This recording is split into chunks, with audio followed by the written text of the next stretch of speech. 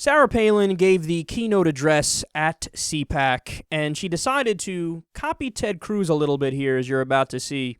Here's the moment that everybody's talking about. His bedtime story, now it goes something like this. I do not like this Uncle Sam. I do not like his healthcare scam. I do not like...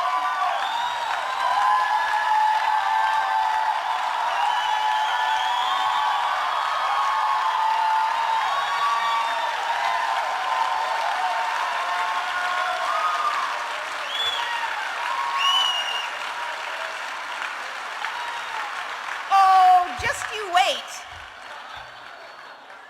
I do not like these dirty crooks or how they lie and cook the books. I do not like when Congress steals. I do not like their crony deals. I do not like this spying, man. I do not like, oh yes we can.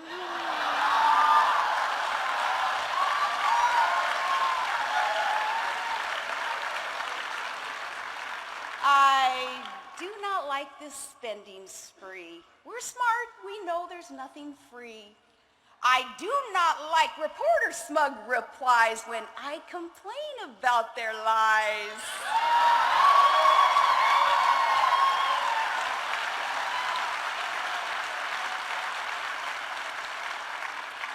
I do not like this kind of hope, and we won't take it. Nope, nope. No. I'm going to tell you why this is a massive fail in a second. But first, let's go through these one by one. Sarah Palin doesn't like these crony deals. Well, you might want to leave your party then, sweetness, because the Republican Party does more crony deals than anybody. And I don't like the NSA spying. Yeah, I'm with you on that one, but you weren't always so against it, were you?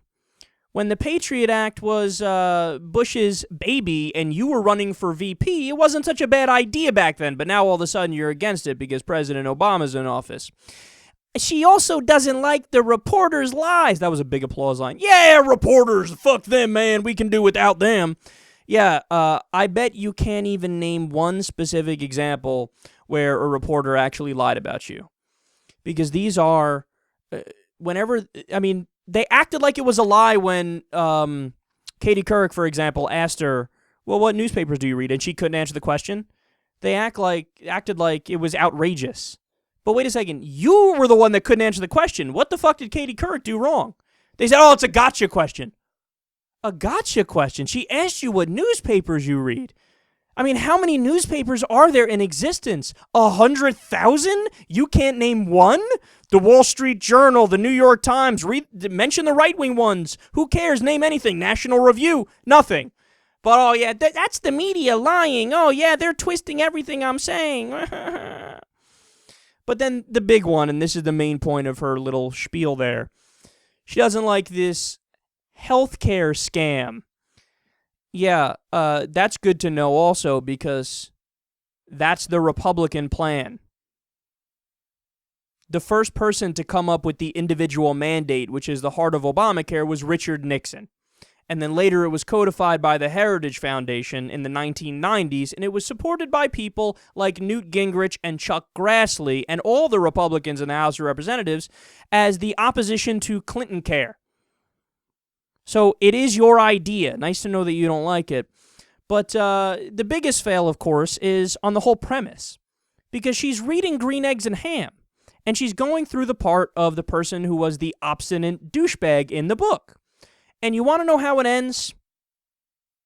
Say, I like Green Eggs and Ham. I do. I like them. Sam I am. And I would eat them in a boat. And I would eat them with a goat. And then it goes on and on. So when the guy stops being so stubborn and he tries the Green Eggs and Ham, he loves it. That's the whole purpose of the book, Green Eggs and Ham. But she doesn't continue, because if she continued, she obviously would have had to say, well, I actually like Obamacare. It turns out it's not so bad. Turns out it just lowered my premiums and helped out my family. Huh. God, they're so incredible. Ted Cruz made the same mistake when he read this on the floor of the Senate when he was doing his fake filibuster. He read the same thing, and he got attacked for the same reason. You didn't notice any of the criticism, Sarah? You didn't notice that he looked like a giant fucking fool because he didn't get the moral of the story? And you just did the same thing.